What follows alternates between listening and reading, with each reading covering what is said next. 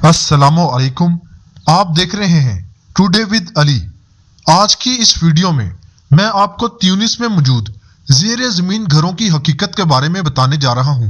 कदीम दौर में लोग घरों में रिहाइश इख्तियार करते थे, लेकिन बदलते वक्त के साथ साथ ये रिहाइश गाहें भी ना सिर्फ तब्दील हो गईं बल्कि इंतहाई आला और पुरतईश भी हो गईं। ताहम आज के इस जदीद दौर में भी दुनिया भर के गर्म तरीन इलाकों में चंद ऐसी कौमें भी आबाद हैं जो शायद गर्मी से बचने के लिए रिवायती तौर पर गारों में रहना शुरू कर देती हैं।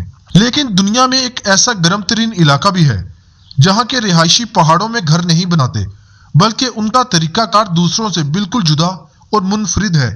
जनूबी ट्यूनिस का मार्ट माटा नामी गांव भी एक गर्म तरीन मकाम है और यहाँ बसने वाले लोग अपने घर ज़ेरे ज़मीन बड़े बड़े घड़े खोद कर बनाते हैं। उन घड़ों के इतराफ में खुदाई की जाती है और उन्हें एक गार की शक्ल दी जाती है जिसे कमरे के तौर पर इस्तेमाल किया जाता है।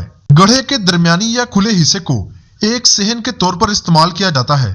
बाज़ औक़ात ये सहन दीगर घड़ों से मुंसलिक भी होते हैं और ज़ेरे ज़मीन एक बड़ी गुजरगाह के तौर पर अपनी खिदमात सर अंजाम देते हैं। ट्यूनिस में मार्ट माटा जैसे और भी कई मकामात मौजूद हैं जो कि मिट्टी के पत्थरों पर कायम है और ये मिट्टी इतनी नरम है कि इसकी खुदाई बगैर किसी मशीन के मुमकिन होती है।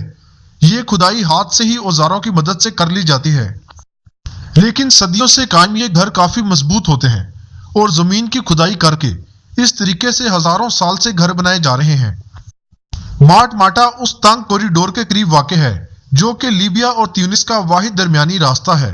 माजी में यह खित्ता हमला आवरों के कब्जे में था, जिसकी वजह से यहाँ के लोग पहाड़ों पर खुदाई करके अपना घर बनाने पर मजबूर थे। ताहम बाद में जब उनके अरब हमला आवरों से दोस्ताना ताल्लुकात कायम हुए तो ये वापस नीचे उतर आए।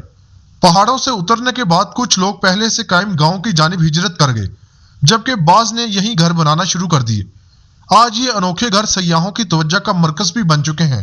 इस गांव की शोहरत की एक वजह मशहूर स्टार वार्स भी है। उस फिल्म की तख्लीक के लिए इसी गांव का इस्तेमाल किया गया था।